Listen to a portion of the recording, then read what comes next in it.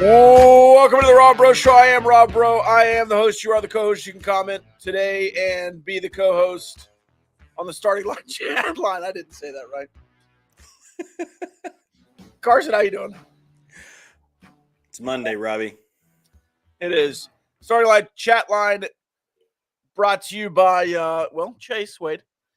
He is the starting line chat line connoisseur. He's the starting line counseling owner.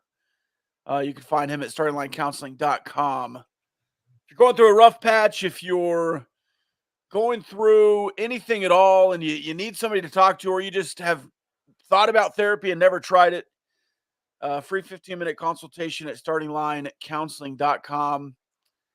If Chase is the right opportunity, he can take you on. If he's not, he can tell you who might be. So he's good like that. And we'll have Chase on the show March 8th, Friday, March 8th. Breaking news, Carson. Friday, March 8th, to break some news to us on his business and talk a little track and field, who just won a Big 12 championship. Did you watch any of it on ESPN Plus? I did not because I was at a softball tournament all weekend. weekend. On the softball tournament. We played pretty good. The kiddo hit her first home run. It's her first career home run this weekend. So over the fence or inside the park? Well, the fence was 230 to center, and she hit the bottom of the fence. So at any other park, it's out of the park, but this was an in the parker. Yeah. Hey, either way in softball or any other kind of. I saw 3 in the park home runs in softball this week. 1 was on the collegiate side, and 2 were on the high school side, and like legitimate in the park home runs. It's almost more impressive in softball to get it inside the park now. Because it's so short. Yeah. But at the field, normally a softball field is 200 all the way around. Yeah. This one that we played at this weekend was 220 down the lines and 230 to center with a big fence, like with a monster in center. So you got to hit it like 250. We hit about 4 or 5 that would have been home runs out of the park at our park or anybody else's other than this one. So, big weekend for the softball team. Yeah. Tech softball also went 5-0. Yes, they did. I was just about to go there. There you go. And that was softball talk. I certainly, though, we need to keep up with the team. You're coaching the team, right? Or at least helping coach? We need to keep up with that this year. Yeah. You have a playoff run with us. Good chance. There's a good chance for a deep playoff run for sure. Right. Just speaking of the old haunting grounds, the basketball team, the LC basketball team, is playing for a state title. Semifinal? They're going to the state tournament. Yeah, both boys and girls. All right. Going to the state tournament. And both of those will be back-to-backs? Yeah. Well, the girls are hunting their 4th straight state championship. Really? Yeah. Oh, Brad Crow going 4 straight? Yeah.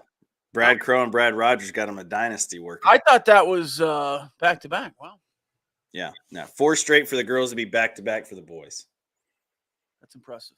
That's really impressive, actually. Yeah. I'm sorry, Coach Crow. I was not aware of your game. Yeah. He's been. They've been very solid. He's got boys championships and girls championships in his repertoire. Yeah. A legend of the game, they say. Brad Crow. Especially Lubbock Christian. Been there for 17 years now. Yeah. Is that it? Longer than that, actually. Yeah. I mean, he was there 20 plus years. It's got to be. Yeah. He came. I mean, he came when I was in elementary, I think. He was there before. I think he was in his 2nd or 3rd year when I showed up at school, and that was in 7th grade. So that was 2000. He might be crossing the 25 year mark in a year. Yeah. I think. We'll have to ask. We might get him on. History teacher. I pulled my two of my biggest pranks on Brad Crow in my high school days.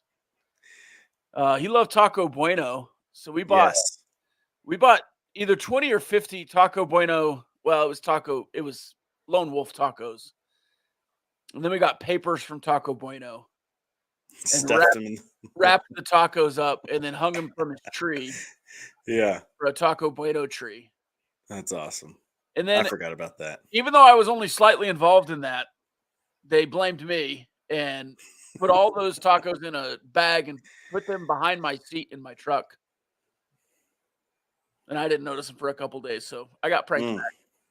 And then my other greatest prank of all time with me and the boys, we dumpster dove for 3 hours, loaded up 3 trucks full of trash, broken treadmills, little kiddie picnic tables, a broken dresser with 1 drawer, just a bunch of garbage, and put it all in his yard and put up garage sale signs. I remember this. Yeah. Chicago. And Crow lived in the wrong spot with all of us living around him. Oh, yeah. He was the easy target. Yeah, right on the corner, right down the street from you and I. Went right off slide. Yeah. Right off slide, yeah. Chicago. So yeah, perfect spot. A hot spot for garage sale signs. That's right. That was right after school ended, or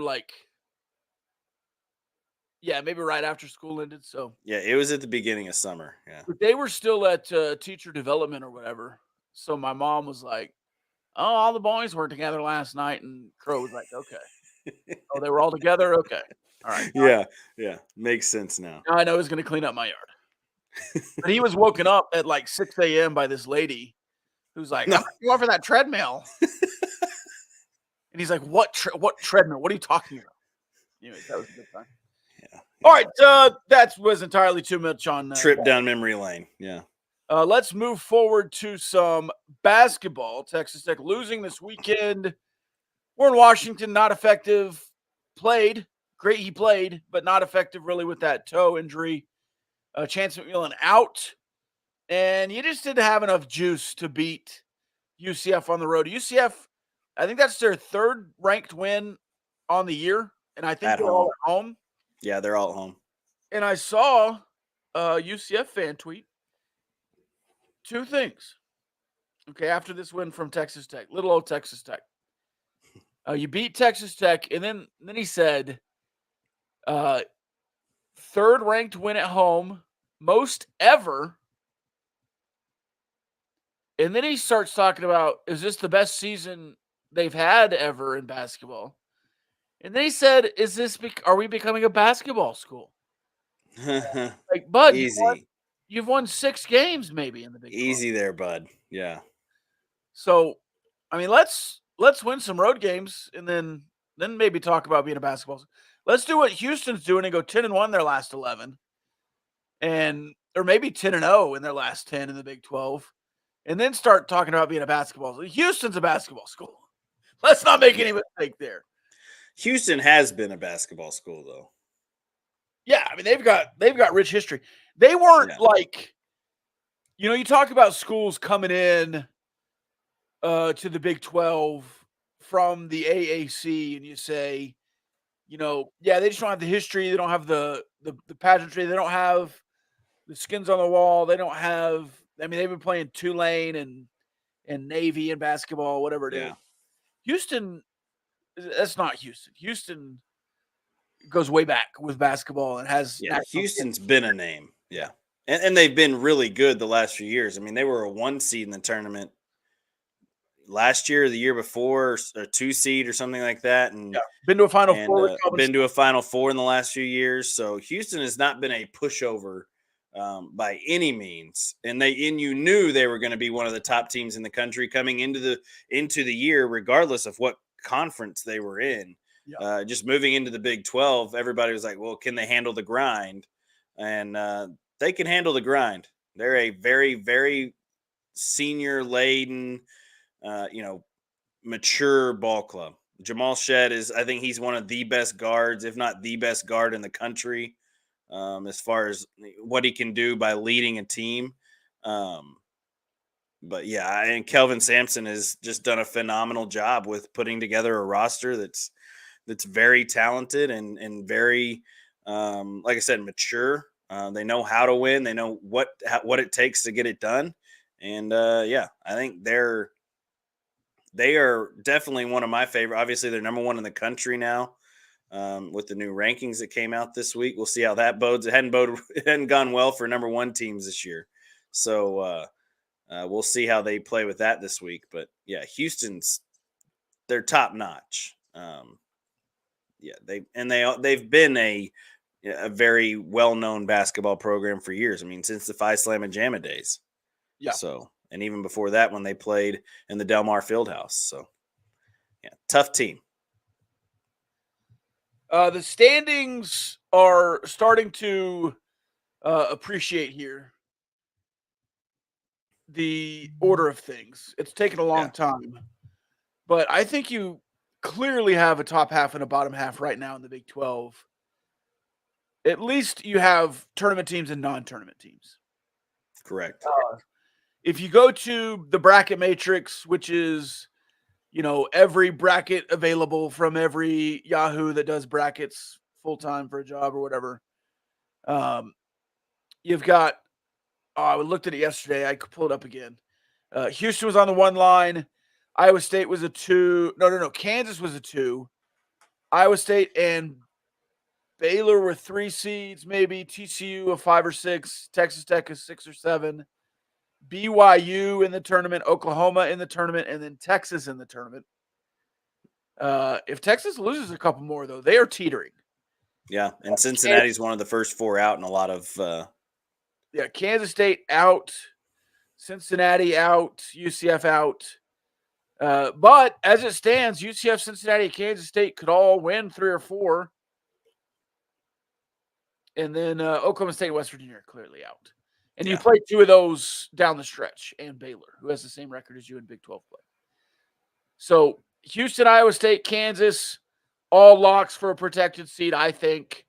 They need to win down the stretch, but I think they can. And then TCU, Baylor, Texas Tech, all potential top 6 seeds, in my opinion.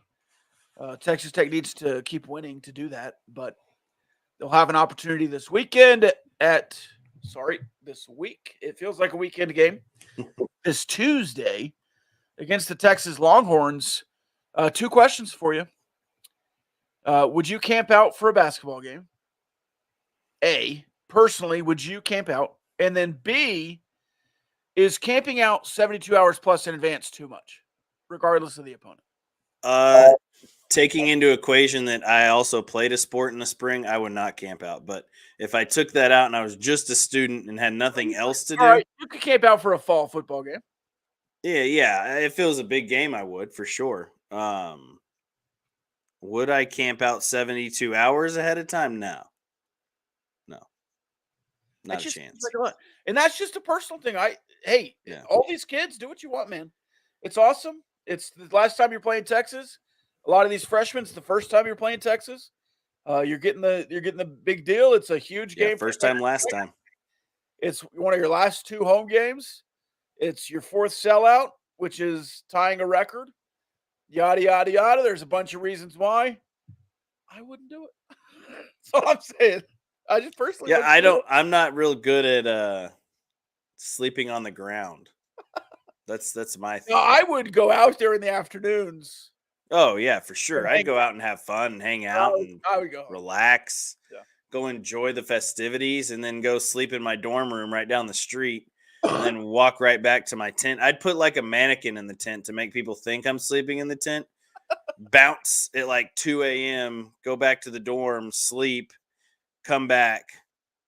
Maybe not skip as much class because I was bad at that.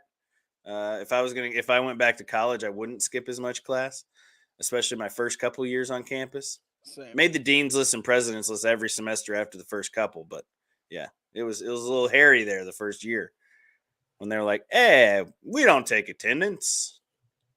Yeah, but you got to show up to know what's going on the tests. Dangerous. It was very, very dangerous. All right, speaking of the actual game, are you in on beating Texas? You think it's going to be a tough game? What are you thinking? I think it'll be a tough game just because Texas is kind of fighting for their NCAA tournament chances still. There's a lot of, reasons of why they may not make the NCAA tournament if they don't win a few games down the stretch here in Big 12 play. Plus, getting a win at Texas Tech, making up for the loss at home against Texas Tech. That would be big for a team like a Texas. And And plus, Texas Tech isn't completely healthy. So that's another factor in this one, that if you don't have Chance McMillan, who's been absolute just nails off the bench, he's been really what has helped you win a bunch of Big 12 matchups. I mean, you don't win at Oklahoma if it's not for Chance McMillan. Chance McMillan won the ball game in Norman. So you have to have Chance McMillan, I feel like, to win games in the Big 12, especially close games, because he's going to give you at least 10 points a game, and that's huge, especially at home. And if Warren Washington's not 100% healthy, Texas has the big men that can really, really hurt you as far as what they can do. So, and A. Smith is a good shooter, and if he has a good shooting night, then you're in trouble. So Texas is a really talented basketball team. They just haven't put it together a whole lot this year. But yeah, I think it's a dangerous game. I think the atmosphere is going to be all, everything Texas Tech needs to win a basketball game. I think it's going to be a great atmosphere inside the USA. But yeah.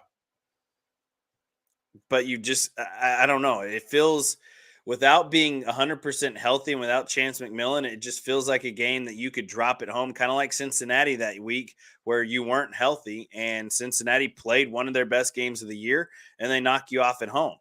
And for Texas Tech, this is a big one because you win this, you're 9-6. That's your 9th win. You've assured yourself a 500 record in the Big 12, and a 500 record in the Big 12 is an automatic berth in the NCAA tournament.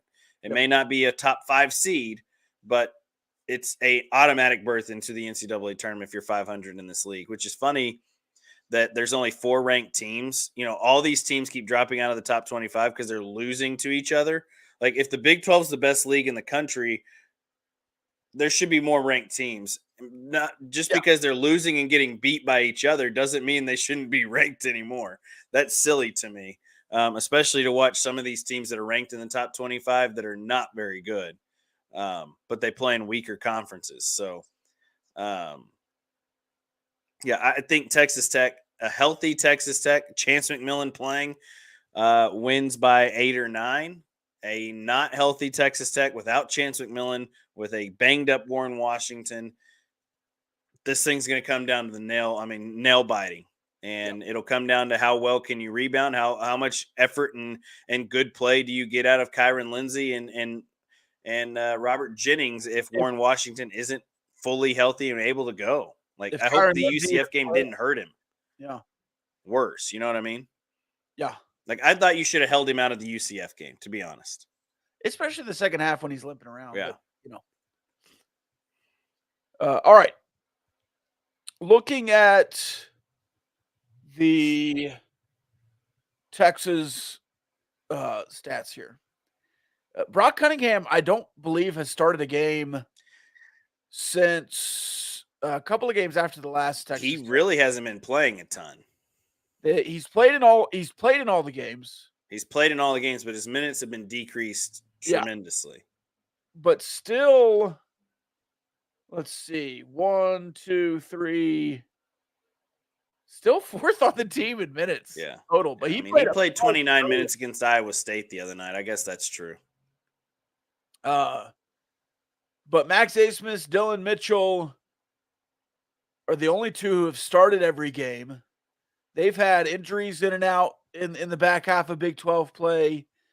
Dylan Disu has only played in 18 games. You had Tyrese Hunter miss a game there. Maybe against Iowa State, actually. Was he? Did I see Iowa State guy saying he was ducking? Yeah, that's probably it. He played 33 minutes. He was just 0 for 8. Oh yeah. From the field. That makes more sense. He was bad. He had 0 points against Iowa State. So I don't know. They seem a little thin. They've been competitive at times, and then they just got beat by 20 against Kansas. Yeah. So it seems crazy. If Texas Tech loses. Sorry, going to the chat. No, I was going to say Brock Cunningham only played 16 minutes in that ball game.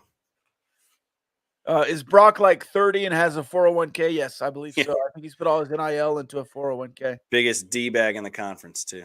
If Texas Tech loses tomorrow night, does the season from a fan perspective fall apart? This is an interesting question. It really is. It shouldn't. Right. Because you still have your whole season in front of you, basically, with 4 games left. If you lose against Texas at home, that is a bad loss at home because it's at home and because you camped out for 3 days and all the things. Yeah. But I'll say this. If you lose and then win in Morgantown and win in Stillwater and even knock off Baylor at home, you still have another opportunity for a huge home win. In fact, if you could only win one of your last 4, I would choose the Baylor game because they're the best team. So I don't know. I do think, though, that a lot of fans, and we talked about this on the Gauchos last night. Kyle asked what was our panic meter for the team because it seemed like some fans were panicking after UCF. I said my panic meter is a 0. I don't register that at all. You're injured. You've gone through a week or 2 of ups and downs. You beat Kansas by 30, for God's sake, 2 weeks ago. Yeah. So I'm not panicking at all.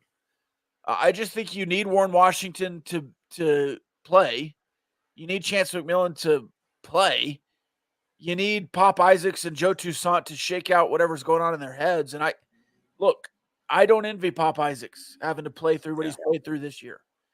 That is a tough road that he's been down. He looks mentally anguished at times. He finally made a 3 after 3 games, going like 1 for 27 or something, and looked like he was gonna ascend to heaven because all the weight lifted off his shoulders. And then he shot a couple more and missed 2 more. So I'm not panicked at all. I would not freak out if Texas Tech lost. I think they're firmly in the tournament. Do you want to limp into the tournament with 5 straight losses? No. Do I think they'll lose out if they lose to Texas? No. Is West Virginia a really hard place to play? Yes. Is Stillwater a hard place to play? Yes, even though they suck. And then Baylor at home is a tough draw too. So you've got 4 tough games left. It's the big freaking 12. Should you freak out in a loss to Texas? We always do. You can be upset. We always do. But there's no panic. There's no freak out. There's no the season's over. If you asked me, and you probably did before the season, what I thought the Big 12 season would look like for Texas Tech, I would have said a game under 500 would be awesome because that's tournament mode. Yep. I think I said 7-11 would be awesome in year 1 of Grant McCasland. With this roster, I have no idea what it looks like. I have no idea who's who. This is in November. And I don't know what Lamar Washington and Pop Isaacs and Robert Jennings are going to be, if Robert Jennings will even play behind some of these guys. I don't know. Joe Toussaint didn't look like a great add to me. He's been great, or at least was in the non-conference. Has kind of struggled in Big 12 play. He's had good moments in Big 12 play. Certainly had good moments. He has had a good 2 weeks, I think, or week at least. Big moments in the TCU game for sure. But I'll say this. I think you're above my expectation from before the season. So why would a loss late in the season throw me off? Yeah. That's all I'm saying. I think especially, and it might sound weird to say, at or above 500 by a game is good for Tech basketball. It's good for the Big 12. Everyone's like 500 except for 2 teams. You won the freaking Big 12 at 14 and what is that? 14-4. Yeah. And that was like incredible. Yeah. Unreal. Kansas last year won the Big 12 at 13-3 or 15-3. 13-5, something like that. Yeah. So and this year it looked for a time like your Big 12 champion was going to have 5 or 6 losses. I don't know that Houston will lose more. I think that Kansas game at Kansas was their last game that they will probably lose. They're just playing so well. But we talk about it all the time, Rob. Like wins are wins. It doesn't matter how you get it done. And a loss is a loss in this conference. Like it doesn't like Kansas. They lose by 30 at Texas Tech, and then they find a way to they find a way to beat somebody else by 20 the next night, right? Like the next night out. So this league is funny because you can go look like absolute crap on the road in this conference because this conference is the toughest conference to play on the road in the country. It just go look at the stats, look at the winning percentage of road teams in this conference versus the winning percentage of road teams in the ACC, the Big Ten, the SEC, and the Pac-12. This conference is by far the toughest conference to win on the road in the country. And it doesn't matter if it's the bottom team in the conference or if it's the top team in the conference. It's hard to go on the road and win. And so, I mean, we saw that earlier this year with Kansas went to UCF. Are you saying that Kansas is a terrible team because they went to UCF and gave up a 16-point lead, and lost at UCF? So Texas Tech losing at UCF, although you hate to lose, yeah, I don't understand the criticism and the panic and the people being pissed off at a loss at UCF. Like it is what it is, right? You weren't healthy. Warren Washington played, yeah, cool, but he wasn't healthy. He's probably 65%, 70% healthy, limping around. And Chance McMillan, who's been huge for you, who is one of your better shooters, is not playing. Kerwin Walton's banged up. He was, 85%. So, look, it is what it is. You're not a healthy basketball team right now. And people were upset at the TCU game last week. That's a freaking win, man. Yeah, it was a win. And you're banged up in that one, too, and you found a way to win. Who cares what it looks like? Yeah, I don't care. I'll say this again. To answer Daniel's original question, if Texas Tech loses to Texas, does the season fall apart from a fan perspective? No, from our perspective. But I'll be honest, yes, on Twitter. Yes, it will. Yeah, on Twitter, yeah. The Twitter warriors will be all over the place. Yes, if you lose to Texas at home, there will be fire in the streets. People will be tweeting about maximum effort. There'll be arguments, and Grant McCaslin's lost his edge because he couldn't sweep Texas. I think you've only done that under one coach. So I don't know. Maybe Bob Knight or James Dickey swept Texas too, but yeah, I'm sure they did at points. We'll see. All right, let's move on from Texas, but get a final score here before we do. Final score: Texas Tech.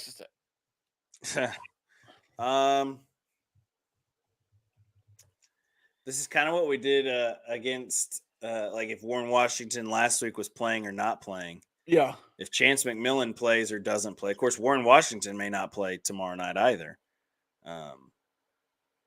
because the toe's just giving him so much issues, so many issues. Let's go. I hate doing this, man, because it's just the gut feeling. Texas 75, Texas Tech 68. I don't like it, but Texas Tech is just banged up. Yeah. And Texas needs a win. Like this would be huge for Texas's tournament resume. For Texas Tech, it hurts your resume, but it doesn't kill it. For Texas, a loss, it really makes it to where you've got to win out the rest of the season to make the NCAA tournament or do some things the rest of the season to get to the tournament. So it's a big one for Coach Terry's squad. It really is. And Rodney Terry's fighting for his job right now. Yes, he is. He is fighting for his job. And so if those guys want Rodney Terry to be their coach next year, they need to start winning basketball games. And a win at Texas Tech is huge for Rodney Terry. And Texas fans can say it's not a big rivalry. It doesn't matter to them all they want. But this game matters to people in Austin. It matters to the people in that athletic office. They don't want to get swept by Texas Tech. Like getting swept by Texas Tech is not good for your coaching tenure and keeping a job at Texas, because you're not supposed to get swept by Texas Tech. in their minds. They're higher than mighty minds. Texas should not get swept by Texas Tech. Shouldn't get swept by anybody in their minds, but yeah, well, they're not that good. So you're not that guy, pal. You're not that guy. Oh, hold on. Haven't used it in a while. You're not that guy, pal. Trust me. You're not that guy. Got it on standby. You know what? I used to use my bumps all the time when they were in front of me, but now that they're on the side, it's like it's my favorite. They're not in front of me, so I don't look at them to cash them in. You know what I'm saying? All right. Lupton Drinking Club's here, so we can start talking baseball. But I do want a score prediction first. I don't think did you give one? Yeah, 75-68 Texas. All right. A couple other games. I'll give mine in a second. West Virginia, Kansas State tonight. In Manhattan, Kansas State. It's a big one for Kansas State. Backs against the wall. Yeah. Season ends today. They're not in the tournament. Right. But you ready? Yeah. They've got West Virginia at home tonight. Then they go to Cincinnati, winnable. They go to Kansas. They'll get murdered. No way they sweep Kansas. And then Iowa State at home. Farmageddon. I'm not saying. I'm just saying. If you win, I'm just saying they win 3 of those. Yeah, you win 3. You're in the tourney, Rob. That's 9-9, baby. They'd be 10-9. 10-8. It's 9-9. They don't have 7 wins. They have 6. Oh, they have 6 wins. My bad. My bad. Yeah. 9-9. Yeah. 9-9 in the Big 12. Same for Texas. Tournament berth. Yeah, same for Texas. That's why Texas is. That's why I say this is a big one for Texas tomorrow night, because they got 4 left and they have 2 at home, and those are both against Oklahoma State and Oklahoma, and then they got to go to Baylor. So they need to win 3 of these last 4 to give themselves an assurance to get in the NCAA tournament. And Baylor has a gauntlet down the stretch. Yeah, they have the toughest set down the stretch here in Big 12 play. They go Big Monday tonight at TCU. Yeah, tough one. Who's winning that one at TCU? Baylor at TCU? TCU. I think so too. Baylor just lost to Houston in overtime. Yeah. That game was great. And they lost to BYU. And they lost to BYU last week. 3 straight losses if Baylor loses. Yeah. Second time this year it'd be 3 straight losses for Baylor in Big 12 play. And then they host Kansas, which I guess isn't as intimidating. They host Texas, which you just said. And then they go to Lubbock. I mean, that's a tough final stretch. Yeah. Tough. And then tomorrow, Cincinnati at Houston, bloodbath.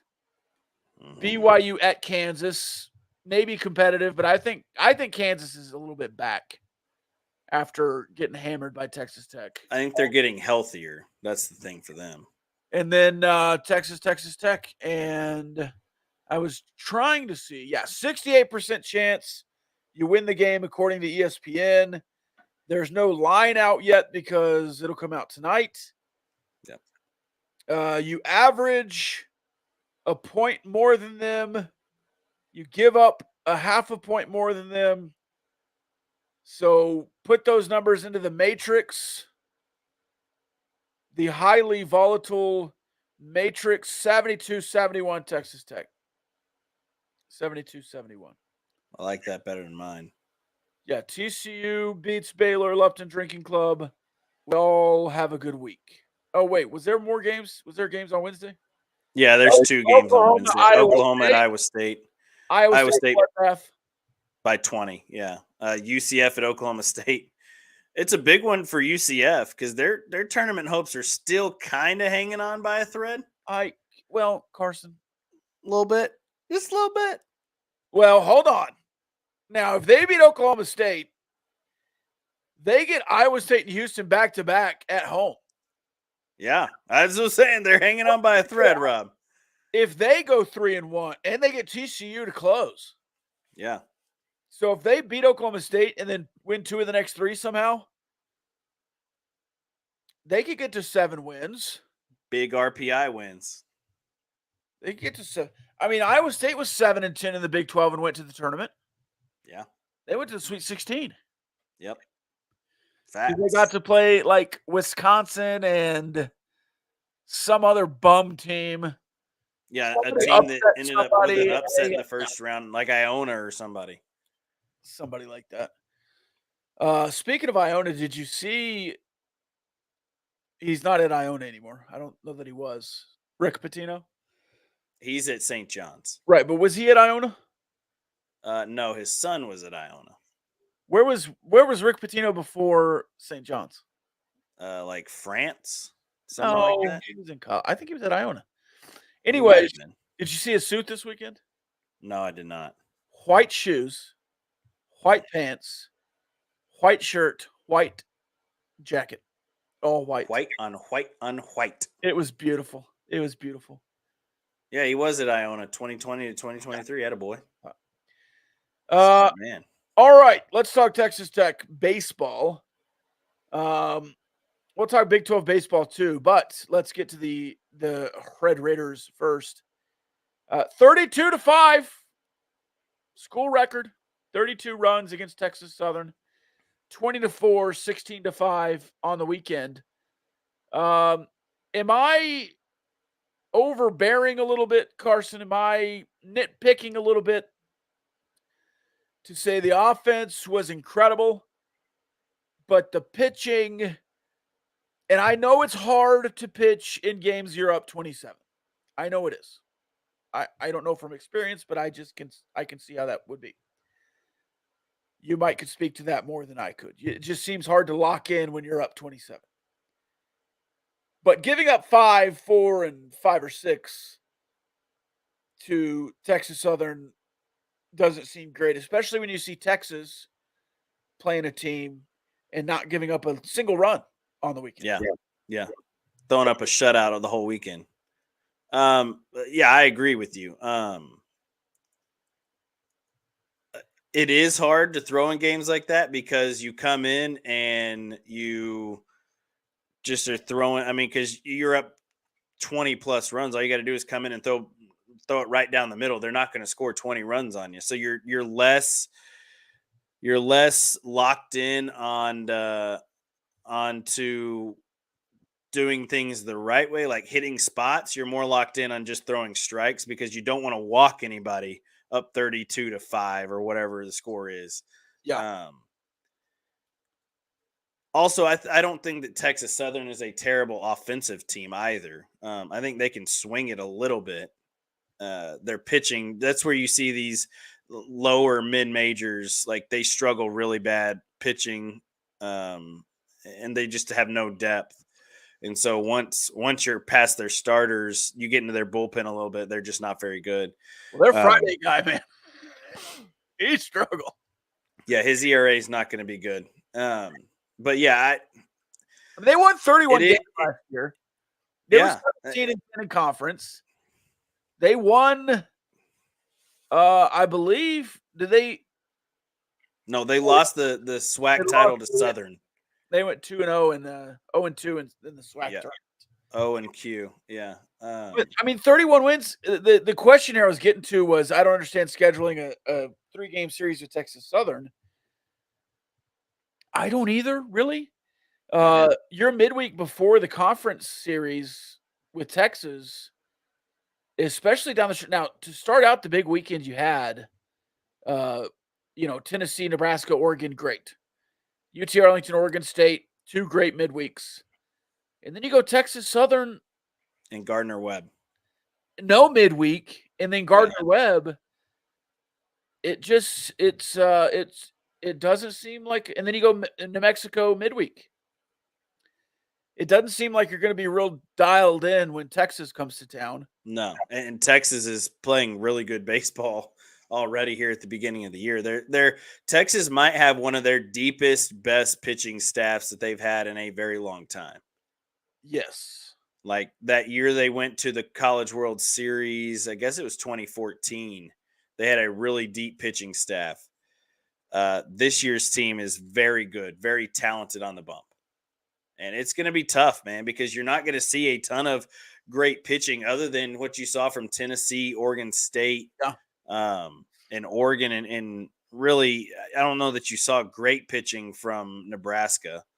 No. Or UTA. But you're only going to see, like 2-3 games of good pitching. And then you're going to go into this Texas series to start Big 12 play. And you're going to get some of the best, if not the best rotation in the Big 12 right now. Texas 6-1. They lost again to San Diego. San Diego. In 11 San Diego's good. 5-6, 11 innings. They go 20 piece on Houston Christian. And then they go 2-0, 6-0, 7-0 against Cal Poly. They don't score a single run. They don't give up a single run. And Houston Christian's not good. They're terrible. And Cal Poly is, for a California team. Yeah. I watched a little bit of that series. California teams are going to be, somewhat stingy in how they play the game. Like they're those old school ways. Cal Poly was not good. Like I watched those games and they're just not very good. And I want to give you not a California baseball team. I want to give you what Texas is doing on the run up to Texas Tech as well. St. John's midweek at Dish Falk. St. John's is a good Big East team. And then you go LSU, Texas State, Vanderbilt at Minute Maid. Wow. 3 good games. LSU has already lost a couple, though, that I didn't think they should lose. And then LSU lost a bunch of pitching. And then midweek against Texas A&M. Yeah. And they lost, 2 of the top 5 players in the draft. Yeah, 2 of the top 5 picks in the MLB draft, plus their best center fielder, the best center fielder in the country last year. Yeah. So, well, wasn't that the guy that got picked in the top? Yeah, that's it. Yeah. And Skeens. Paul Skeens. Yeah. Anyways. I think their Friday, Saturday, and Sunday guys all went in the Major League Baseball draft last year. I want to say you're right there. I mean, LSU wins a national championship. And same thing with Michigan State and Ole Miss. Or Mississippi State and Ole Miss. They might not be as competitive as they were last year. I think they'll be more competitive than those 2 teams. But that roster got torn apart pretty good. Yeah. That's what happens. That's what happened after every time you went to Omaha. You got 10, 12, 15 guys drafted. So, yeah. Let me do this here. I want to play a game with you. You ready? Yep. Gardner Webb is 2-5. They don't seem to be very good. But I want you to give me the mascots of the teams they've played. Okay. I know you're a mascot guy. Start out with an easy one. App State. What is that? Mountaineers. The Mountaineers. Now, I don't know North Carolina A&T's. I don't see it here. Do you know North Carolina A&T? I don't expect. They're the Aggies, I believe. Are they? I'll trust you. St. Joseph's. Oh, see, then you start getting into these ones, and it gets tough. Yeah. They're like the Red Hawks or something. The Hawks. Yeah. I believe so. Now, I'm just looking at the pictures here. Red Hawks seems right.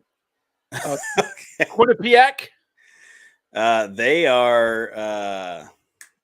I can see their logo. It's a cat. Like It's an ugly cat. Yeah. Yeah. And then what are they? Some kind of tiger, I guess. And I'm going to try to say this. Canisius. Canisius. They're or Canisius. They're the I can see they're green and white. Right? No, what is it? It looks more blue and gold. Okay, blue and gold. They're like the Griffins or something like that. Something weird. It's like a lion eagle thing that's their mascot, right? Yeah, the Griffins. Yeah. Is that right? I had the Griffins. I had to look up what a lion eagle was. I didn't know. Yeah. That looks like a lion with an eagle head and wings. It's been a while since I've heard of Canisius. I don't know how you say it. Yeah. Griffins. So there you go. But that's Gardner Webb. And they're, not beating all these teams. They lost to St. Joseph's. They lost to Canisius. And they've not left home yet. Do you know where Gardner Webb is? Georgia? No. South Carolina, North Carolina, somewhere like that? North Carolina. Yeah, there you go. I think per capita, the Carolinas have the most university. Yeah, they have to. Especially Division I baseball schools. And basketball, yeah. So let's recap. A little bit worried about the non-con before Texas. A little bit worried about that Texas series. Not worried at all about the offense. Not worried at all about playing Gardner Webb, which could bode well for Gardner Webb. I don't think the team is overlooking them. I certainly am. And then moderately worried about starters and bullpen. I don't think the rotation you've had the first 6 games is going to be the rotation that's in the middle of Big 12 play. No. I mean, we talked about it all in the preview before the season started. Is like, and even last year in the Texas series, you had Brendan Gurton as your Friday night guy, and the Mason Molina was your Saturday or Sunday, and then Free was your Sunday or Saturday. I can't remember which order that went in, but it completely changed. Yeah. Because Brendan Gurton just he didn't get the job done at the time. He's pitched well for Oklahoma early in the season this year. So kudos to Brendan. But it will change unless things continue to be the same. Like, I want Kyle Robinson to be the guy that's the Friday night guy throughout the rest of the year. Like, that'd be great. Right. Just stick with the Friday night guy all year long. You have continuity in that role. You never have to worry about it. And then we'll piece together. We'll put, the Saturday guy needs to stick there. I don't know. And then you get Jack Washburn, who maybe he can stick in the Sunday role. That'd be great if he could do that. So when's the last time you had a Friday starter go coast to coast? Oh, good question. Monteverde. Patrick Monteverde. Yeah. Saturday guy. Oh, yeah. Gingery was a Saturday guy. Davis Martin, Friday night guy. Surely it's happened since Davis Martin. Because that would have been. I want to say Micah Dallas did that in 2020. Yeah. When you played half a year. Yeah. Because he was a bullpen guy. That's the only year he started, I believe.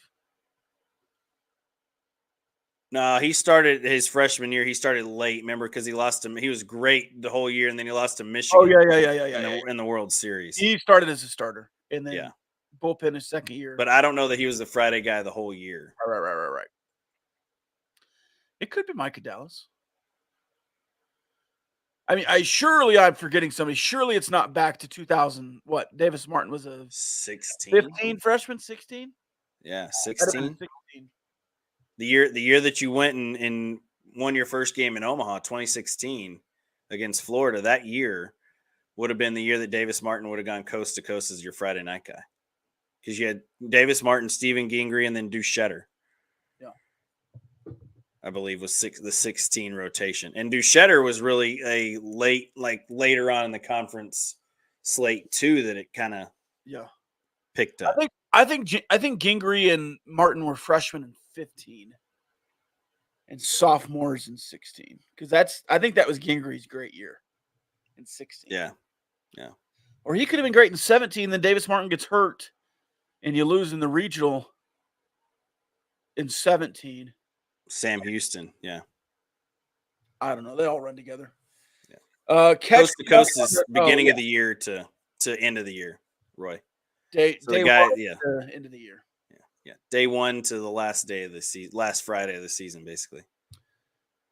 I certainly think Kyle Robinson has the opportunity. All right. Big 12 standings in baseball.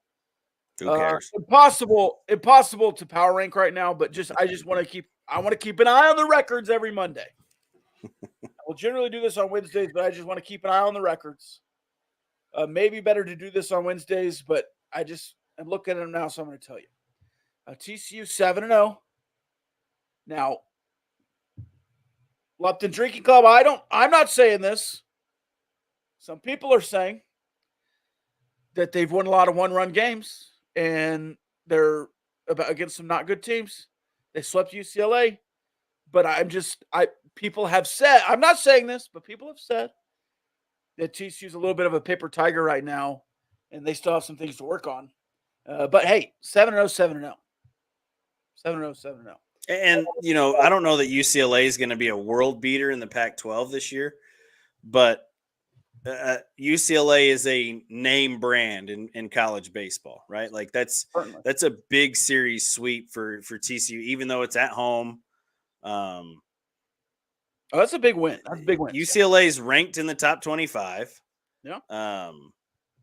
I think that TCU is a very strong team this year. Kirk Sarloos, he put together a really good team. Let's put it that way.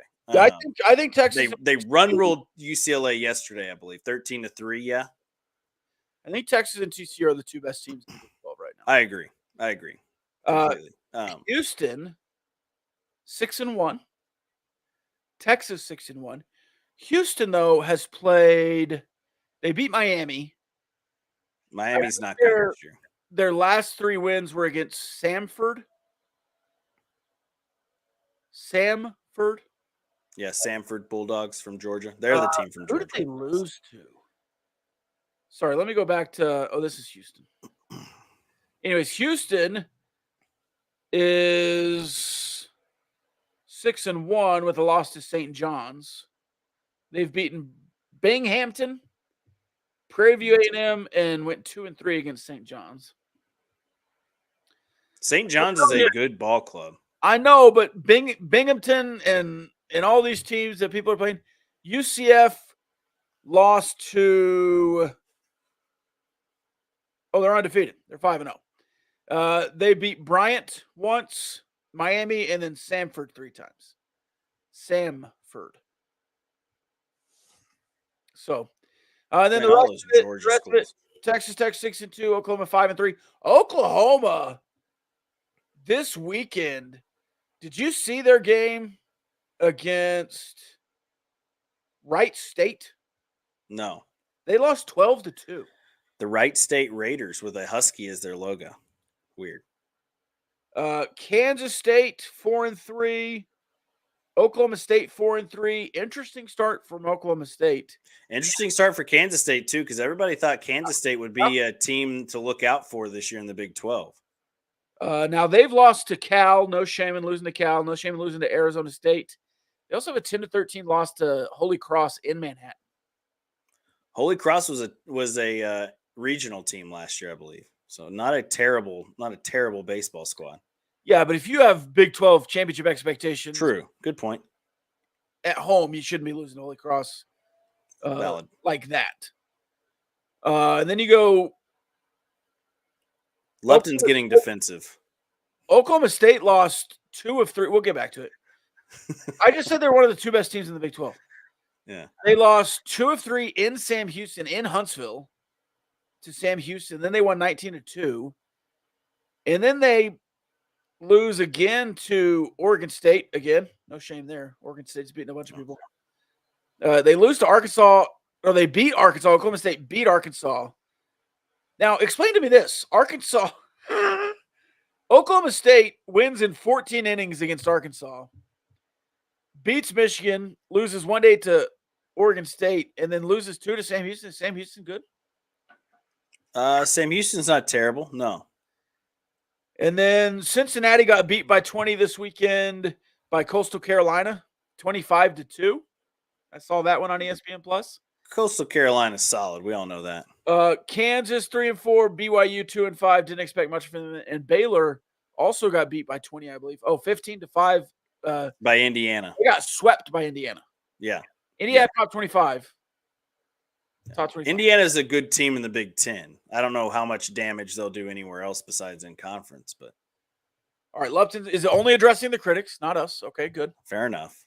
He says, those people didn't watch the games this weekend. Obviously, you handled UCLA well. Do you know what you need to have? A lot of one-run wins is a lot of wins. Makes sense. Then 3 of the 7 are by 1 run. Who cares? Yeah, I was saying. Other people were saying. And for TCU, really, the bullpen has been phenomenal. I thought the TCU bullpen, from what I've seen, has been really good. The starting pitching could be better. I mean, Cole Klecker, Zach Morris, and I forget Peyton Tully, I think. Yeah. And I'm just going to find there. But they are, sitting at 6-something ERAs on the season so far in the starting rotation, but the bullpen's been solid for TCU, especially late in these one-run games. They've been really good. And TCU's played a pretty tough early season schedule, with Texas State in the midweek and then UCLA on the weekend this past week. So it's not like TCU's playing a cupcake of a schedule here early. TCU is going to be a very good baseball team. Texas and TCU, to me, are the best two teams in the Big 12. If we're talking about it today, we already said that. And then I think you get a lot of teams in that second tier with Texas Tech. I think Kansas State you can still put there, even though they're struggling early here. Baylor is definitely at the bottom. UCF has not really played anybody. Bryant's not a terrible team, but they're not a great team. I don't know. They'll be a regional team. So I have a question for Lupton. Baylor midweek. I'm looking at the schedule. Yeah, there's some Big 12 teams that are playing other Big 12 teams in the midweek. You played Oklahoma, I guess, a couple of times. Because of regionality issues, yeah. I wish you'd do that more. I agree. I'd love to have a non-con against TCU and a conference series against TCU. Well, I'd love to not see New Mexico on the schedule so much, to be honest. Yeah. New Mexico never helps your RPI. They just hurt it. Let me you want a bold prediction? Yeah, let's go. Just looking at the schedule. TCU is going to win 40 games. Easy. Very, very well could. Yeah. Texas. They're going to be. They're going to start. I mean, they start in Lawrence. Let's say they sweep Kansas. That will happen. They got Oklahoma at home. And then Oklahoma State. I mean, they 8-1 start in the Big 12. Well, in this Tuesday, they have Washington State who went to Round Rock and won the Round Rock tournament this past weekend, and then they have Arizona and USC. So they have to go to Stillwater. Then they get Houston at home. Their road series, Carson, Kansas, Oklahoma State. Now that's tough. Yeah, that's tough. But then they go to Cincinnati. Not tough. They get Texas Tech at home. They have to go to Austin. All right. They get to go to Waco. Yeah, that's an easy. And they play West Virginia at home. Who are they? Do you play everybody in the Big 12? Who are they missing? I guess you play everybody. They don't have UCF on there. Oh, UCF, yeah. Yeah, no UCF. Well, that's not really dodging a bullet. No, I'm not dodging a bullet by any means. No. Yeah, that Texas series is going to be great. That's a series I will be plugged into. For the end of April. I'm telling you, yeah. We didn't pick winners, Big 12 winners. Right. Who do you think will win the Big 12? Whoever wins the Texas TCU series. I think I'd pick right now. Yeah, I don't know. Texas's pitching staff is just so good. Let me double check Texas schedule. Let me double check. Yeah. And then let me look one more time at Texas Tech schedule. And don't get me wrong, I think Cole Klecker can be one of the top starters in the Big 12. That TCU schedule, road series against freaking Kansas, Cincinnati, Baylor. Yeah. And then obviously the toughest road series is obviously Texas.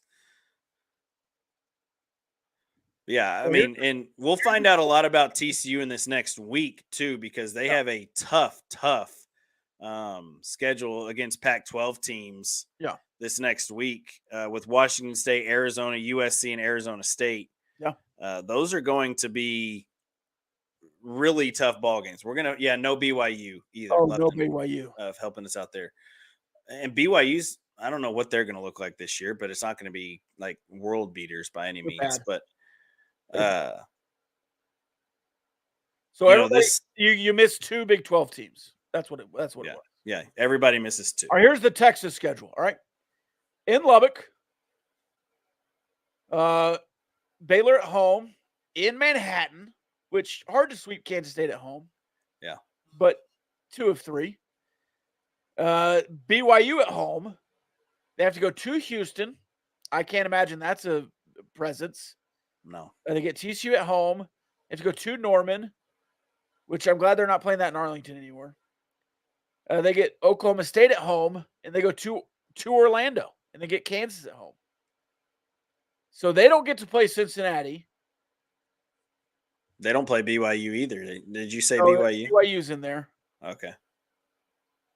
They don't play UCF on there too? They play in Orlando. West Virginia. Yeah. All right. And missing West Virginia is a good thing, really, to be honest. Yeah. Let me double especially if you would have had to go to Morgantown, West Virginia, where the weather is always crappy and Randy Mazey's club is always pretty solid at home. And it's his final year. Oh, he's retiring? He's doing what do you call it? Farewell tour? Yeah, farewell tour. TCU schedule, Big 12 schedule easier than Texas. Yeah. Now I'm not saying that's like it's way easier, incrementally easier. I would prefer to have TCU schedule over Texas schedule, is what I'm saying.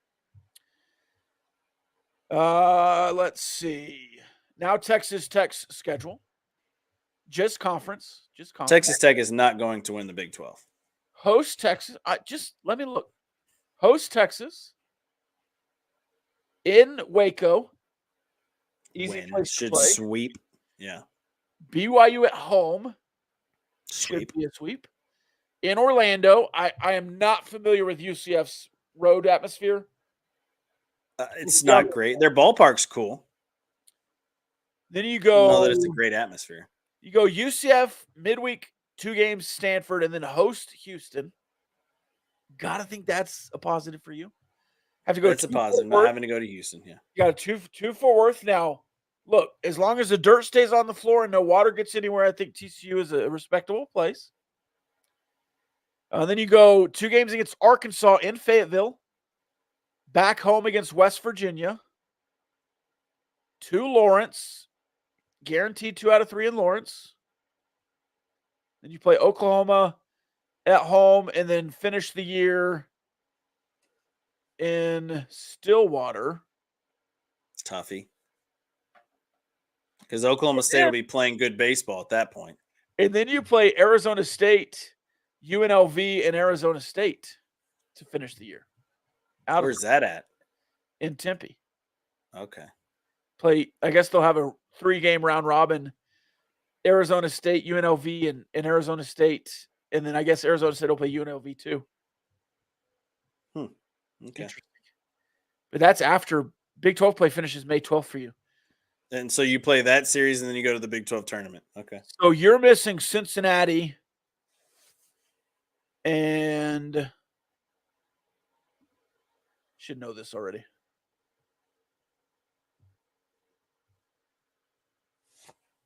Cincinnati and Kansas State.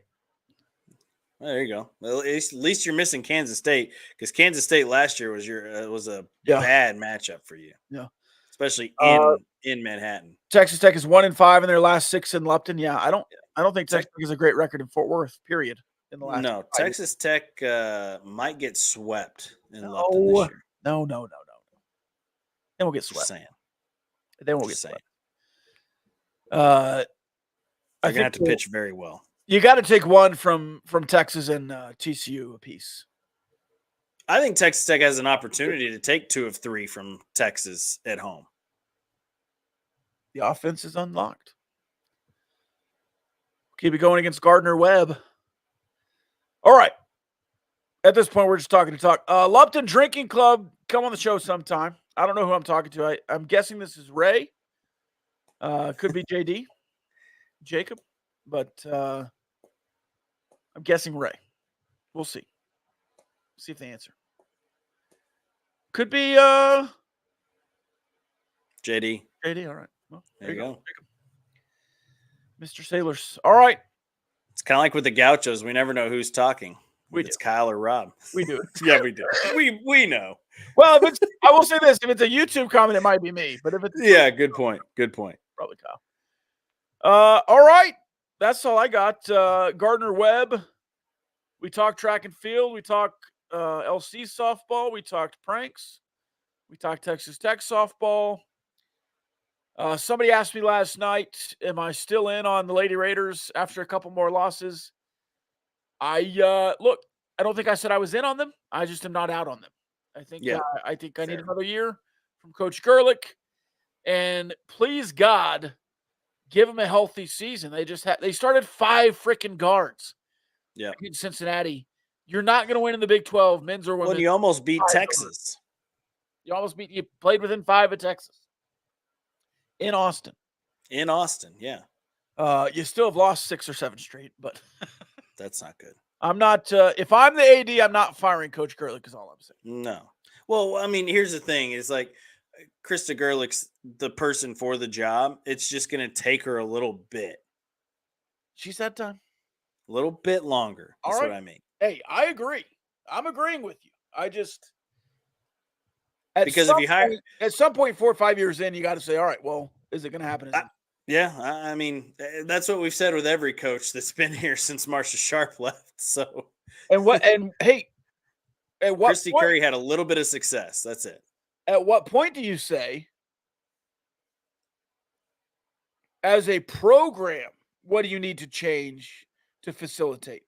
Because for a decade, your football program was behind in recruiting, in facilities, in a bunch of things. And they're rectifying a lot of that, and you're seeing more success. You've seen more success in the last 2 years than you did the decade previous. Maybe the Lady Raiders need some help program-wise. Maybe they need a big donor to step in and say, here's $1 million for something you need. I mean, they have the facility. It's not like they don't have the facility. They got the same facility as the men. Certainly, they got the Womble. They've got that, but I don't know. I'm just saying. Maybe the infrastructure, I don't know. I don't know what it is. The only difference between the men and the women is that people show up to the men's games. They didn't 8, 9, 10 years ago. No, they didn't. You got to win first. They used to show up more for the women's games than they did for the men's games. Lubbock is a winning town. It is. Yeah. You got to win to have it's a fair weather town for sure. All right. Now that's it. I don't think I have anything else. Yeah, no. We will have, I don't think, March 8th is not next Friday. I think it's the Friday after. It's the Friday after this. Yeah, it's a week from this Friday. So we will we'll talk track and field in a couple of weeks. The rest of this week we'll have some good old-fashioned sports talk, Carson. Yeah, and be able to review and go over the Texas game tomorrow night on Wednesday. On Wednesday afternoon. Yep. We'll see you then. Yeah. Peace.